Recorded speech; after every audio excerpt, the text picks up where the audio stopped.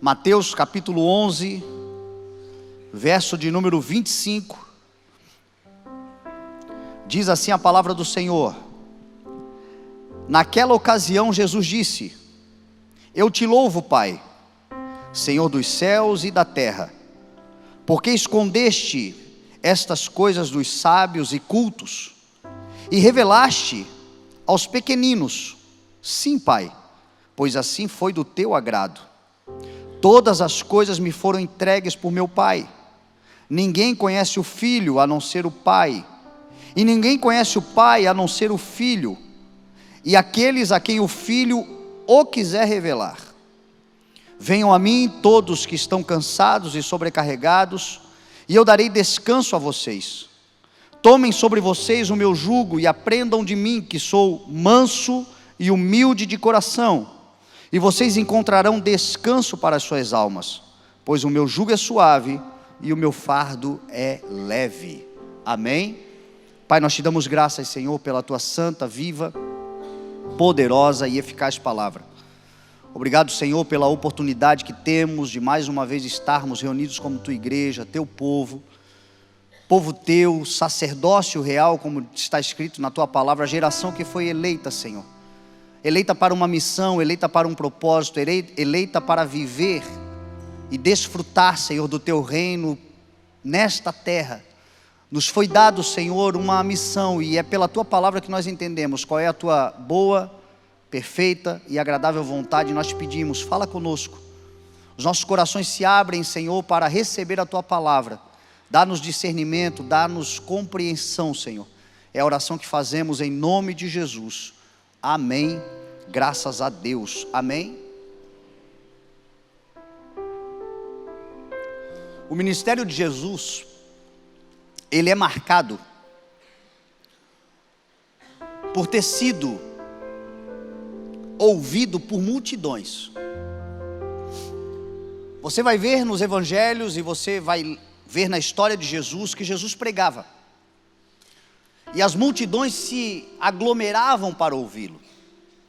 E uma das características das multidões, especialmente as multidões que ouviam Jesus, era a sua diversidade, a multiplicidade, as diferentes culturas, religiões, classes sociais, tipos de pessoas que ouviam Jesus. Nos dias de Israel, especialmente, Israel era um país que à época de Cristo era dominado pelo Império Romano. E era um império que a sua cultura era grega. E a nação de Israel era um corredor para as principais rotas comerciais, de negócios, culturais da época. Não foi em vão e aleatório que Jesus escolheu morar em Cafarnaum. Dentro da cidade de Cafarnaum passava a Via Maris, que era a principal rota comercial da época, que ligava o Egito, o continente africano, os povos da África, Etiópia e tantos outros, a Mesopotâmia, por exemplo, a Pérsia, ao Oriente. Ligava o Ocidente ao Oriente, era uma rota comercial poderosíssima. Então passavam ali muitas culturas, muitos povos, cada qual com o seu pensamento. Os egípcios, por exemplo, traziam na bagagem séculos, milênios de história, de ciência, de tecnologia. Nos dias em que Jesus pisou na terra, as pirâmides já existiam. E as pirâmides até hoje, elas impressionam, se um dia você visitá-las, elas impressionam pela sua magnitude, mas além do poder que elas têm de magnitude, elas têm alinhamentos com estrelas, com constelações, que somente um povo muito evoluído na astrologia, no conhecimento dos astros, na ciência dos céus, poderia fazer aquilo do jeito que fez. Uma uma diversidade de cultura. Nos dias de Jesus, a cultura predominante era a cultura grega. Os gregos com a sua filosofia, os gregos com a sua busca, com a sua sede por sabedoria, por conhecimento. Os filósofos, os maiores pensadores, são anteriores ainda a Jesus. E nos dias de Jesus, muitos gregos, diz a palavra, que procuravam Jesus para ouvir do que ele dizia, porque eles percebiam, eles tinham uma intimidade com a sabedoria, com o conhecimento, e ouvindo Jesus, eles se impressionavam com as palavras que ele proferia, lhe procuravam. Os romanos, com toda a sua cultura bélica, de poder, de dominação, de um império que se estendeu e dominou aquele mundo naquela época, também estavam ali ouvindo Jesus.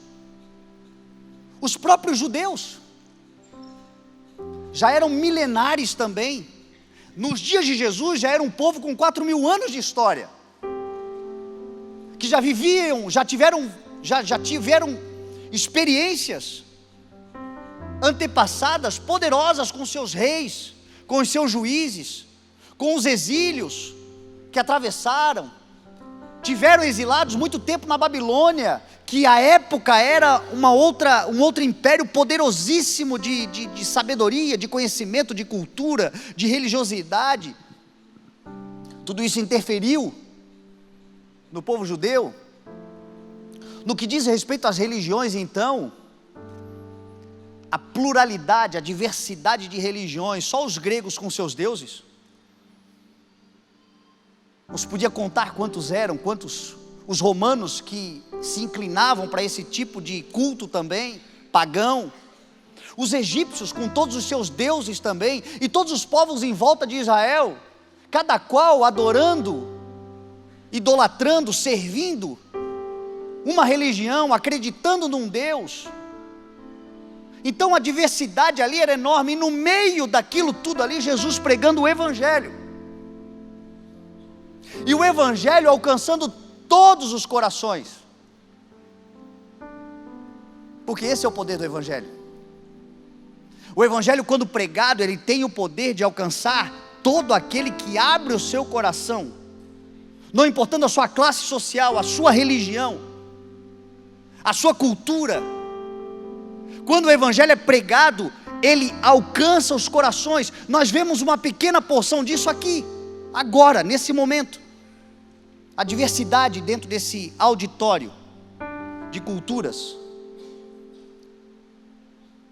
de conhecimento religioso, de experiência religiosa, de classes sociais. E eu estou pregando uma mensagem, só que essa mensagem tem o poder de tocar qualquer coração que se abra hoje para ouvi-la. Porque a mensagem é uma, mas a mensagem é multiforme graça. Por isso o Evangelho deve ser pregado, e Jesus disse: vão e preguem o Evangelho a todo mundo, como testemunha a todas as pessoas. Paulo vai dizer assim: eu não me envergonho do Evangelho, porque o Evangelho é o poder de Deus para a salvação de todo aquele que crê. E nos dias de hoje, algumas pessoas pensam: não, aqui eu acho que não cabe o Evangelho. Algumas pessoas se retraem, se acovardam, temem. Não, o Evangelho, a palavra, a pregação, ela é útil para o domingo, ela é útil para a minha vida, ela é útil até para eu ir, para eu aprender alguma coisa, mas talvez aqui nesse ambiente de trabalho, com esses amigos, eu acho que essa galera aqui, para eles não faz sentido pregar, não é hora. Meu irmão, não se envergonhe de pregar o Evangelho, ele alcança qualquer coração que se dispõe a ouvir. O Evangelho é o poder de Deus.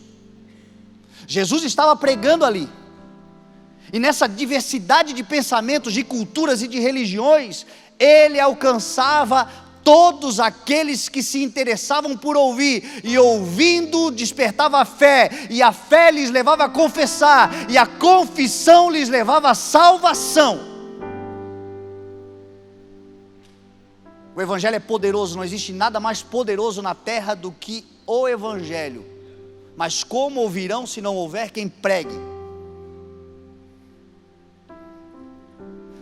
Pregue o Evangelho. Prega com a tua vida. Prega com as palavras que você tem. Prega no nível de profundidade que você tem. Prega a qualquer pessoa, seja ela culta ou indouta, rica ou pobre, religiosa ou não tem religião alguma. O Evangelho, ele alcança todos os corações. O Evangelho é tão poderoso, o Evangelho é tão poderoso, que religiões que não se dizem cristãs respeitam o Cristo. Você vai em religiões de outros pensamentos, de outras filosofias, de outros entendimentos. Eles têm muitas vezes restrições com a nossa religiosidade, com os nossos dogmas e doutrinas, mas não existe quem não respeite o Cristo. E o Cristo é o Evangelho, Ele é o Verbo. Ele deve ser pregado, Ele deve ser anunciado, Ele deve ser proclamado. E se assim for, é a oportunidade de salvação. Jesus não se calava, Paulo não se calava, Pedro não se calava, João não se calava. Você não vai se calar também em nome de Jesus. O Evangelho é o poder de Deus e vai salvar muita gente. Não se envergonhe. Aonde você está, o Evangelho cabe também. Aonde você vai, o Evangelho cabe também. Quando você falar, o Evangelho caberá, porque ele é o poder de Deus. Como eu disse a você, há uma diversidade muito grande no Evangelho. E há um grupo de pessoas que Jesus disse que é muito difícil entrar no reino de Deus.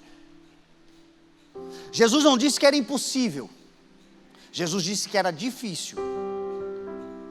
Tem muitos deles dentro do reino de Deus, mas é muito difícil eles entrarem. Você sabe quem são? Jesus disse assim: os ricos. É muito difícil um rico entrar no reino de Deus. É mais fácil um camelo passar pelo fundo de uma agulha do que um rico entrar no reino de Deus.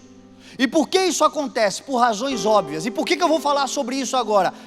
Presta atenção no que eu vou falar. O Senhor tem me dito que o Senhor quer colocar a igreja como cabeça, que o Senhor quer levar a igreja em lugares altos, que o Senhor quer colocar na mão da igreja recursos.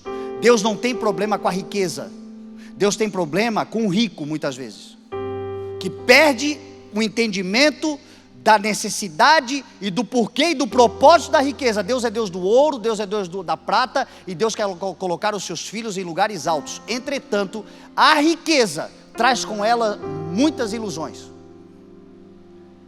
e contra isso você precisa lutar. Para você entender, quando o Senhor começar a colocar recursos na tua mão, recursos que são verdadeiras riquezas do alto, são dons de Deus, são talentos do Senhor, são coisas que enriquecem o teu ser, não só o teu bolso, mas enriquecem o teu ser como um todo. Riquezas de sabedoria, riquezas de conhecimento, riquezas de dons, riquezas de recursos. Muitas são as riquezas que os céus querem derramar, só que as riquezas trazem com elas ilusões. E contra isso a gente tem que lutar. A primeira ilusão é a ilusão da superioridade. É muito difícil um rico entrar no reino de Deus, porque quando ele começa a crescer, a se desenvolver, a aparecer, a se destacar, há uma ilusão no seu coração de superioridade. Superioridade por causa do conhecimento, porque a riqueza facilita o conhecimento. Quem tem recursos tem acessos. Já começa pela condição escolar, educacional, básica e simples do desenvolvimento humano. Educação custa caro. Um rico, graças a Deus, tem uma condição econômica que lhe dá um acesso à educação de melhor qualidade, lhe dá acesso a um conhecimento que é maior do que educação, por exemplo, como viagens, o poder de viajar, o poder de conhecer outras culturas, o poder de ir a outros lugares, o poder de ir em loco, se desenvolver na tua profissão, no que você faz, se você puder pegar um avião e ir num país mais desenvolvido sobre o que diz respeito ao que você faz, você vai ter ideias, a sua mente vai se expandir, você vai conhecer coisas que você vai dizer: meu Deus, se eu levar isso para o Brasil, e a maior parte das pessoas que no Brasil estão fazendo coisas extraordinárias, não inventaram, trouxeram de fora. O poder de uma viagem, o conhecimento que uma viagem é capaz de dar, a educação, o desenvolvimento. Só que isso traz muitas vezes a ilusão da superioridade, porque o conhecimento traz orgulho. Paulo vai dizer aos Coríntios: o que edifica é o amor, e o conhecimento sem amor torna o ser orgulhoso. Por isso que conhecimento sem Deus muitas vezes é a autodestruição do indivíduo. Se torna orgulhoso. E aí Pedro vai falar, Tiago vai falar, e Salomão falou, e eles replicam o que Salomão falou em Provérbios 3:34, que Deus se opõe aos orgulhosos, mas concede graça aos humildes. Meu irmão, você consegue entender o que significa esse texto? Deus se opõe aos orgulhosos. Não é Deus te desprezando, é Deus contra ti. O orgulhoso, ele se torna adversário de Deus. Deus não simplesmente deixa ele se arrebentar, Deus se opõe. Quem pode contra o Senhor? É uma das ilusões da riqueza. O orgulho. Por causa do sentimento de superioridade. Uma outra ilusão que a riqueza pode trazer é a ilusão da certeza. Quando somos abastados, quando temos condições, quando temos recursos, quando temos acessos, quando temos influência, quando temos capacidade, quando temos poder, temos uma ilusão de certeza. Porque parece que porque tudo dá certo, nós estamos sempre certos. Parece que porque as coisas estão dando certo para nós, então o que a gente pensa está certo, o tempo todo. Eu tenho 15 anos de ministério. Eu já vi Deus usar o meu ministério para levantar pessoas que não tinham nada e hoje tem muito. E essas pessoas, quando não tinham nada e hoje tem muito, lá atrás, o que eu pregava, diziam amém. Hoje, eu já vejo questionando, e eu digo as mesmas coisas. Eu continuo dizendo as mesmas coisas, e as coisas que eu digo não digo de mim, eu digo da palavra. Mas entra no coração um sentimento de certeza. E por que isso é ilusão? Porque a Bíblia vai dizer assim: o coração é enganoso e a sua doença é incurável. Não importa quanto tenhamos, o coração é enganoso e não há dinheiro que cure. A única forma do coração não nos enganar é colocarmos o nosso coração totalmente nas mãos do Senhor e não termos certeza de nada, mas confiar naquele que conhece todas as coisas. Não se iluda.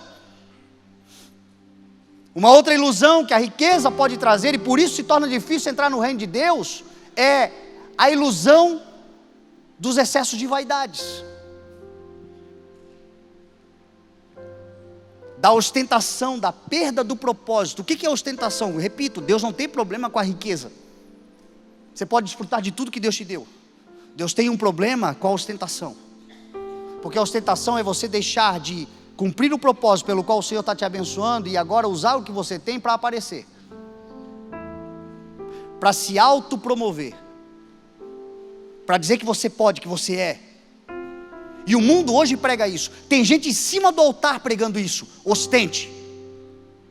Vai lá e mostra que você tem, porque senão você não é ouvido, você não é aceito, você não faz os negócios. Você tem que mostrar o que você tem.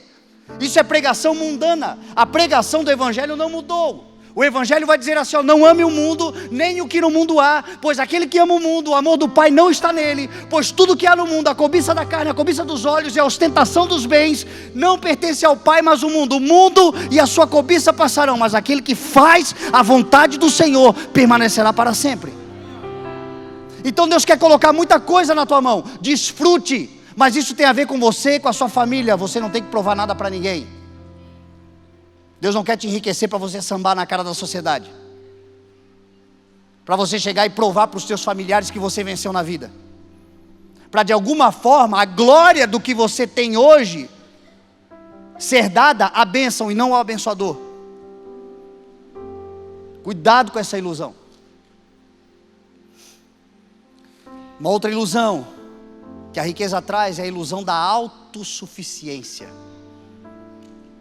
O dinheiro nos dá um poder, a riqueza nos dá um poder, a autoridade nos dá um poder, a influência nos dá um poder. Tudo isso é riqueza. Só que tudo isso pode trazer a ilusão da autossuficiência. E o Deus que lá atrás era a prioridade, tudo que você fazia, você consagrava ao Senhor. Hoje, o teu dinheiro resolve, a tua influência resolve. Deus se torna a última opção. Não precisa orar, para quê? Eu pago os melhores médicos. Confia naquilo que o recurso te dá. Você pode fazer tudo isso, mas o Evangelho não mudou. Consagre tudo que você faz ao Senhor e os seus planos serão bem-sucedidos. Deus é Deus de primícia. Deus nunca será o segundo lugar na tua vida. A autossuficiência nos engana sem querer. Daqui a pouco a gente está vendo, não, eu já sei como fazer, eu vou fazendo, eu vou realizando. Se der certo, eu tenho como bancar, eu sei, eu tenho recurso, vai dar certo. Não. Olha o perigo da autossuficiência. Jesus está dizendo assim, ó, ninguém conhece o Filho a não ser o Pai, e ninguém conhece o Pai a não ser o Filho, e aqueles a quem o Filho o quiser revelar. A palavra que Jesus usa aqui é apocalíptico, revelação, Apocalipse, revelação, rasgar o véu. Apocalipse capítulo 6 vai mostrar uma profecia que se cumprirá nos dias da volta do Senhor. Apocalipse capítulo 7, João teve uma visão de uma multidão diante do altar do Senhor, e o texto vai dizer, são aqueles que vieram da grande tribulação, o povo de Deus, que lavou as suas vestes, seremos nós no encontro com o Senhor. E no capítulo anterior tem Apocalipse capítulo 6, falando dos 7 selos da ira do Senhor. O primeiro selo, quando se abre, sai um cavaleiro, em cima de um cavalo branco, com um arco na mão, marchando de forma impetuosa, cheio de orgulho, como um cavaleiro que sai para vencer. Ali está falando de poderes, homens, nações, que acreditam ser indestrutíveis, que acreditam ter a força de poder destruir qualquer um que se levanta contra ele. Será que nos dias de hoje, nós temos no mundo, uma ou duas ou 3 nações que acreditam que são capazes de destruir qualquer outra nação da terra que se levanta contra eles? Será que nós já vemos homens impetuosos desse nível hoje, no mundo em que nós estamos vivendo? O segundo cavalo, quando abriu o segundo selo, sai um segundo cavalo vermelho, diz a palavra. E esse cavaleiro tinha uma espada na mão. E lhe foi dado, está passando ali, né? E lhe foi dada autoridade para tirar a paz da terra e fazer que os homens matassem uns aos outros. Pergunto, será que hoje o mundo está em paz? Será que hoje nós vivemos uma paz mundial? Será que hoje os homens já não estão se matando mutuamente? Por qualquer razão, por vaidade, por orgulho, por ideologias, por filosofias, por pensamentos religiosos. Eu não duvido que esse selo já tenha sido aberto.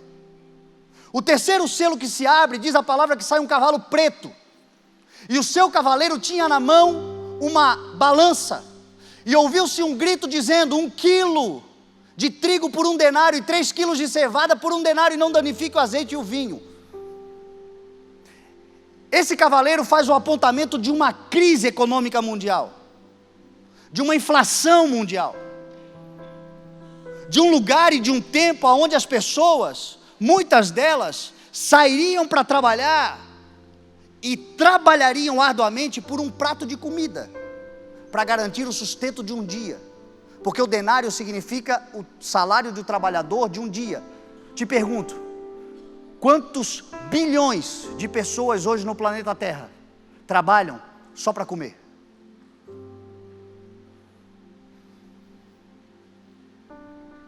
Muitos dizem assim: eu tenho recursos para ficar sem trabalhar até o fim da vida, mas eu tenho que morrer amanhã.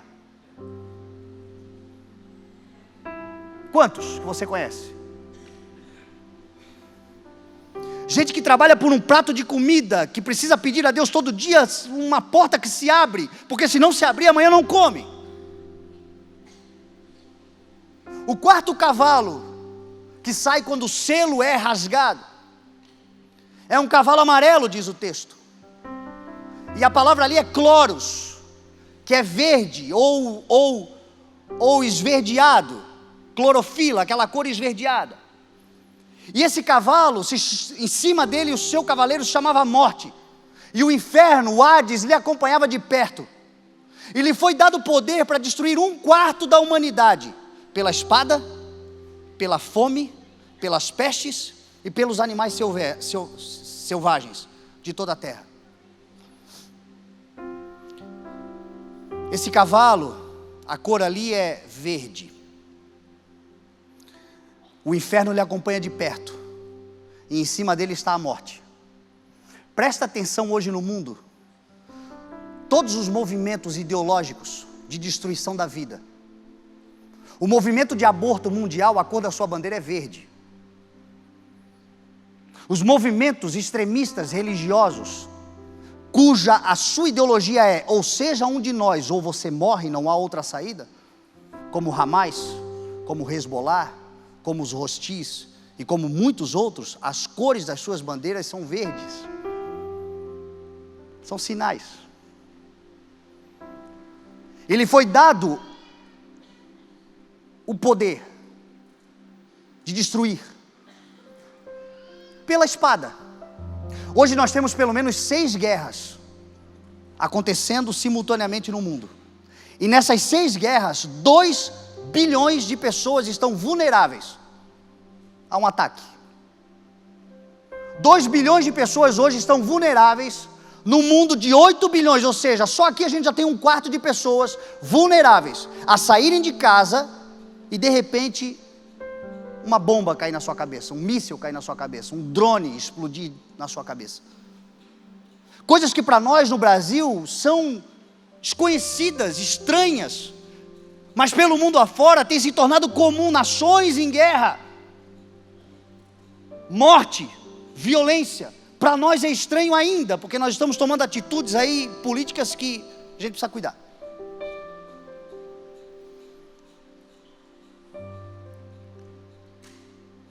Dentro desses, aqueles que morrerão pela fome. Hoje nós temos 700 milhões de pessoas no mundo passando fome. Pelas pestes. Até aqui, se você estudar, mais de 7 milhões já morreram por doenças contagiosas. Pela morte de animais selvagens, de bicho. Você sabe qual é o bicho que mais mata no mundo? Você sabe qual é o bicho que mais mata no mundo? O mosquito. É verdade. Mais de 700 mil pessoas já morreram esse ano só por causa de picada de mosquito e de transmissão de doença que o mosquito promove. O segundo bicho que mais mata é a cobra. Depois vem o escorpião, e aí vão vindo os bichos. Será que esse selo já não se abriu não? Será que já não tem 1/4 do povo do mundo vulnerável a todas essas enfermidades, doenças, pragas? O 5º selo, quando se abre, não dá para a gente saber. Porque o texto vai dizer que quando se abre o 5º selo, as almas daqueles que morreram e estão debaixo do altar do Senhor, clamando: Senhor, até quando Tu esperarás para vingar a nossa morte? Porque foram homens e mulheres que morreram por causa da palavra de Deus e do testemunho que deram, clamando ao Senhor: até quando, Senhor, Tu esperarás para fazer justiça e vingar? E o Senhor diz: tome aqui vestes brancas e acalmem-se, porque é necessário que outros ainda morram como vocês morreram, antes da justiça ser proclamada. Sabe-se lá quantas pessoas ainda morrerão por causa do nome de Jesus. Hoje tem muita gente morrendo por causa da palavra.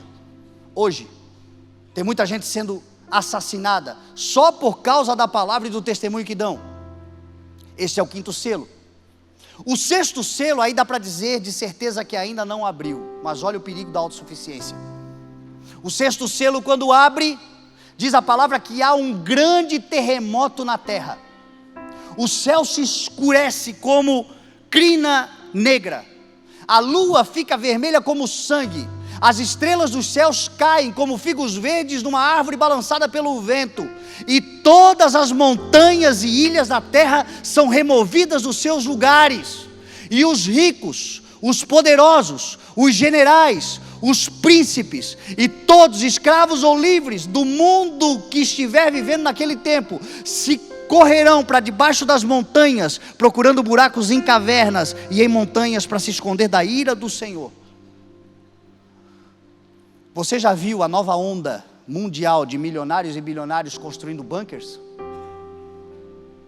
Que é a nova febre mundial. Estão gastando milhões e milhões e milhões e milhões para se esconderem de algo que eles estão esperando que aconteça. Mas a palavra está dizendo assim: não adiantará. Só existe um lugar que você pode descansar, é na presença do teu Senhor. Só existe alguém que você pode confiar, e nada, o teu dinheiro não vai te libertar, o teu conhecimento não vai te libertar, a tua força não vai te libertar, a tua autossuficiência não vai te libertar, a tua vaidade não vai te libertar. Só quem vai te libertar naquele dia é o Senhor, que reconhecerá os seus. E a palavra do Senhor é bem clara: quando começarem a acontecer essas coisas, levantem-se e ergam as vossas cabeças, porque a redenção de vocês se aproxima. Para a igreja do Senhor será o livramento, aqueles que confiaram no Senhor e somente no Senhor. Não há outro refúgio. Não se iluda. O refúgio é o Senhor. Confie no Senhor. Entrega o teu caminho ao Senhor. Entrega o teu coração nas mãos do Senhor. A tua vida nas mãos do Senhor. A tua mente, os teus recursos, a tua história, a tua missão nas mãos do Senhor, o teu propósito nas mãos do Senhor, porque só Ele nos livrará. Não há para onde correr, a coisa vai acontecer, mas o seu povo não será abalado. O seu povo estará com Ele. As lutas são muitas. Hoje nós temos aí a maior parte das pessoas, a classe média.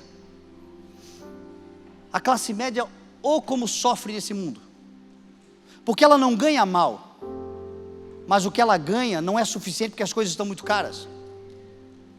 A classe média, ela vive assim uma dinâmica muito estranha.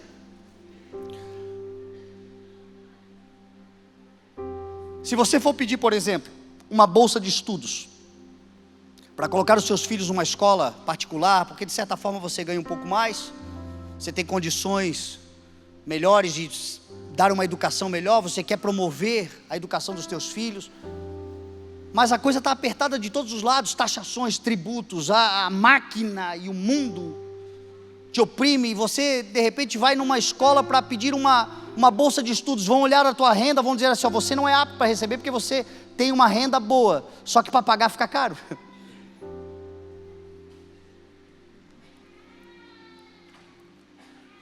Você trabalhou 5 meses esse ano só para pagar imposto. Você trabalhou de janeiro a maio este ano só para pagar impostos. E agora você tem até o fim do ano. E não pense você que você vai lucrar, porque até o fim do ano agora você precisa trabalhar para garantir o avanço da tua empresa, melhorar os teus negócios, contratar funcionários, orar para que não dê nada errado, para não ter um prejuízo financeiro, porque faz parte também do negócio. E aí, no meio desse bolo todo, tem o teu lucro também. É difícil. Jesus está pregando para todas essas pessoas. Aí no meio desse povo ainda tem o pobre. E o pobre mesmo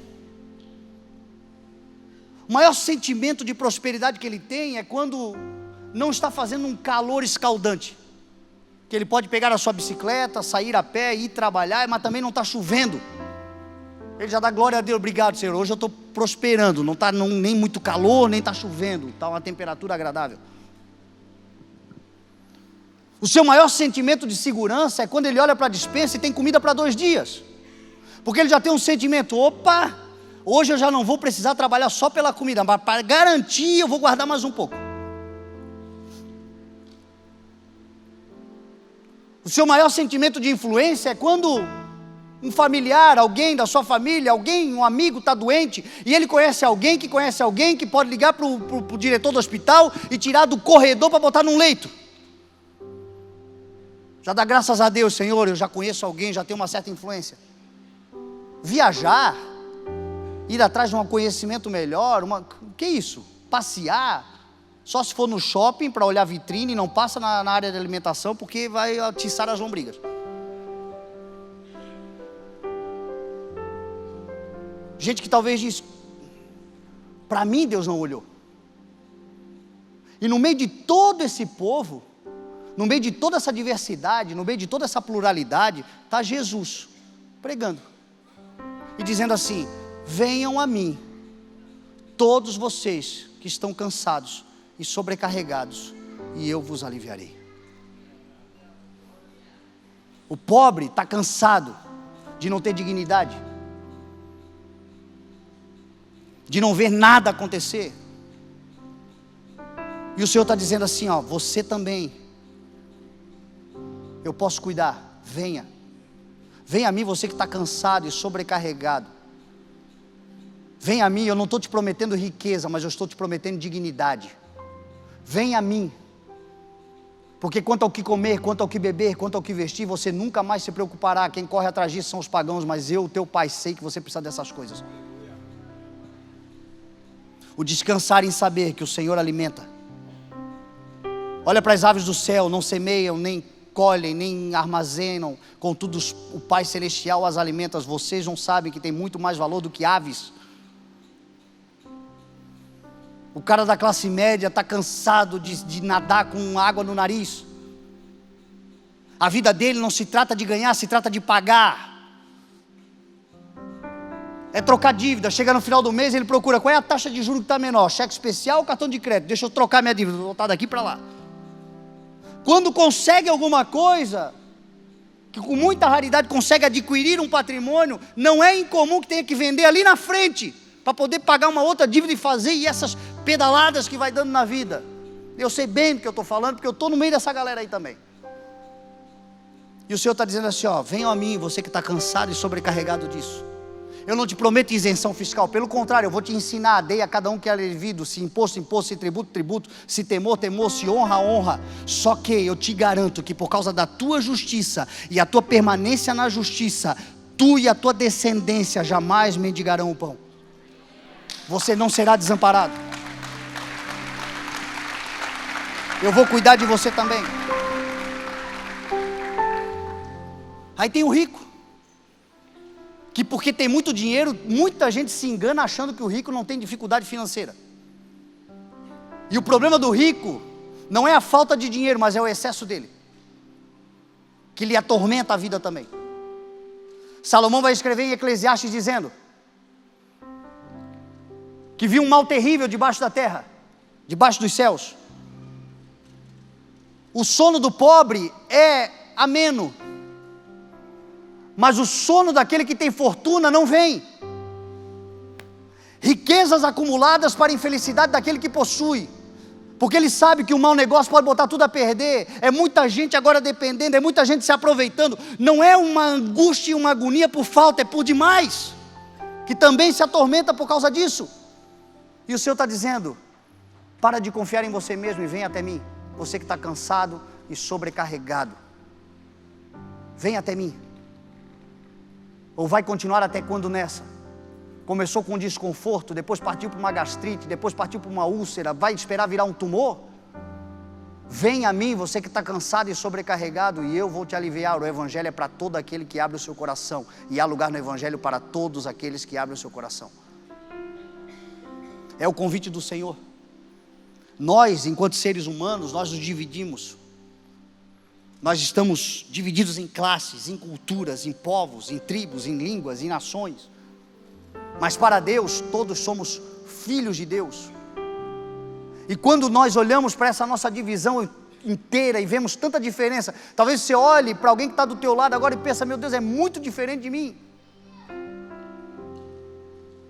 Essa pessoa talvez não faz ideia do que eu estou passando. Só que todo esse povo, seja rico, seja pobre, seja inteligente, seja indouto, tenha muito, não tenha nada, todo esse povo tem algo em comum. O que é? Todos somos criaturas de Deus. E só existe um lugar de conforto: é estarmos conectados com o seu Criador. Só existe um lugar de conforto sobre a terra: é estarmos conectados com o nosso Criador. E o convite hoje do Senhor é esse. Eu não sei quem você é, eu não sei o que você tem, eu não sei o que você sofre, eu não sei de onde você vem, eu não sei qual é a tua história, mas uma coisa eu tenho certeza: a palavra do Senhor é para você, e o Senhor está te dizendo: se você é minha criatura, e você é porque você existe, só existe um lugar de conforto: é estar conectado com o teu Criador.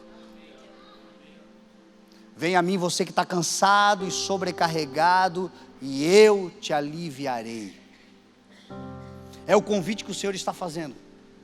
O Senhor está dizendo: tome sobre você o meu jugo, e aprenda de mim, que sou manso e humilde de coração, e você encontrará descanso para a tua alma. Olha o convite, é o Senhor convidando hoje para você trocar a carga. Troca de carga. Meu irmão, nós somos seres criados para encargo. Nós somos seres criados para um trabalho, para um propósito, para movimento, para realizações. E hoje existem dois senhores sobre a terra. Dois. O Senhor que governa o império deste mundo caído, e o Senhor que governa o reino dos céus. E não há como escolher não servir nenhum dos dois: ou serve um ou serve o outro, porque não há vida senão para o serviço. Por isso que Jesus usa uma linguagem de um boi lavrando a terra. Quando o Senhor diz assim: ó, usa sobre você o meu jugo, e toma sobre você a minha carga. Jesus está usando o exemplo de um boi que vai lavrar a terra. O jugo é a canga que coloca sobre o boi, e ele vai arar a terra. Só que existem dois tipos de dono. Existe aquele dono que não se importa com a vida do animal, que para ele é só um bicho qualquer que vai prestar durante o tempo que prestar. E ele vai colocar aquele bicho para trabalhar, e aquele bicho vai arar a terra, e vai se sobrecarregar, e vai sofrer, e quando acabar o dia vai ser amarrado numa corrente, vai ter pouca água, pouca comida, e no dia seguinte vai começar cedo e terminar tarde, e vai viver angustiado. O tempo que sobreviver tá bom, quando morrer troca. Este é um senhor. O outro é aquele senhor que o bicho é para o trabalho, ele é para o serviço, só que ele é tratado como um da casa. Ele vai trabalhar na força da sua capacidade, ele vai arar a terra, ele vai se esforçar durante o dia, mas não vai se sobrecarregar. Quando acabar o dia, ele vai ser solto, ele vai correr no pasto livremente, ele vai dormir com pastagens, com água limpa, debaixo de um abrigo, e no outro dia ele vai trabalhar de novo, e ele vai viver a sua vida fazendo parte. Esse é o Senhor que nos convida: vem a mim, você que está cansado e sobrecarregado de ser escravo. Toma sobre você o meu jugo, troca a carga, porque o reino de Deus é esforço, o reino de Deus é trabalho, o reino de Deus é propósito. A vida com Deus é uma vida de atividades, de intensidade, mas não é de sobrecarga. Você vai trabalhar, mas não vai morrer trabalhando. Você vai se esforçar, mas você não vai se esgotar se esforçando. Você vai produzir, mas no final do dia você vai ter aquela sensação: uau, avancei, cresci, participei, fui além, e não aquele esgotamento de querer se jogar numa cama e não sair de lá até o outro dia. Você vai viver, vai produzir, vai trabalhar, mas vai usufruir do que você faz também, porque esse é o reino de Deus. Mas é um Senhor te convidando. Que mundo você quer viver? Que reino você quer servir? Que Senhor você quer se submeter?